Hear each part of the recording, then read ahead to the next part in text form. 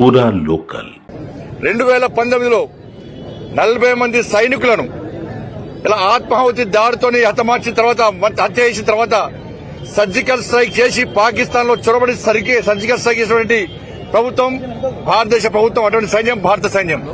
ఇలా మొన్న పహల్గాంలో 15 రోజుల వ్యవధిలోనే ఇలా ఉగ్రవాద శిబిరాలను పూర్తిగా తుడిచిపెట్టిన సైన్యం భారత సైన్యం. కాబట్టి అనేక మంది సైనికులు ఇలా దేశం రక్షణగా ఉన్నారు. కాబట్టి రాబోయే రోజుల్లో ఎట్టి బస్సులో యుద్దం ఆపే ప్రసక్తి లేదు.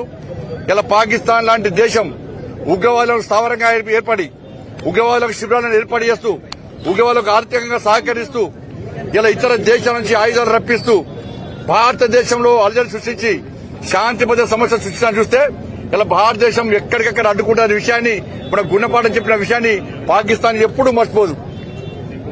ఆ విధంగా గుణపాఠం చెప్పిన తర్వాతనే ఇలా పాకిస్తాన్ కాళ్ల బేరానికి వచ్చి ఇలా కాల్పుల విరమణ పేరుతో ఇలా కాళ్ల బేరానికి వస్తే ఇలా ప్రపంచంలో అన్ని దేశాలు రిక్వెస్ట్ చేసిన తర్వాత వాళ్ళు చూసే ప్రయత్నం చేస్తుంది భారతదేశ ప్రభుత్వం తప్ప యుద్దాన్ని విరమించినట్టు కాదన్న విషయాన్ని భారతదేశ ప్రజలు గుర్తించాలి. ఎప్పుడు ఎక్కడ దాడి జరిగినా, ఎప్పుడు ఎక్కడ భారతీయులకు ఇబ్బంది కలిగించే ప్రయత్నం చేసినా భారతదేశం వెనుకాడదన్న విషయాన్ని ఇలా ఉగ్రవాదులు గుర్తుంచుకోవాల్సిన అవసరం ఉంది.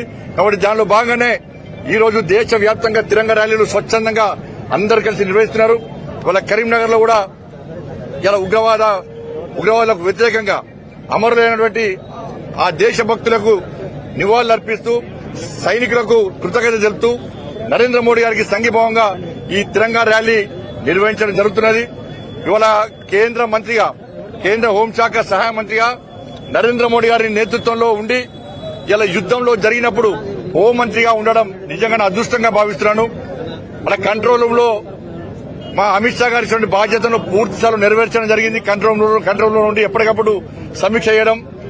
కాబట్టి అటువంటి అదృష్టం నాకు వచ్చింది. అలా సైనికులు చేసే యుద్ధాన్ని చూసే అదృష్టం నాకు వచ్చింది. కాబట్టి రాబోయే రోజుల్లో కూడా ప్రతి భారతీయుడు ఇలా సిద్ధంగా ఉండాల్సిందిగా అందరికీ విజ్ఞప్తి చేస్తూ ముగిస్తున్నాను.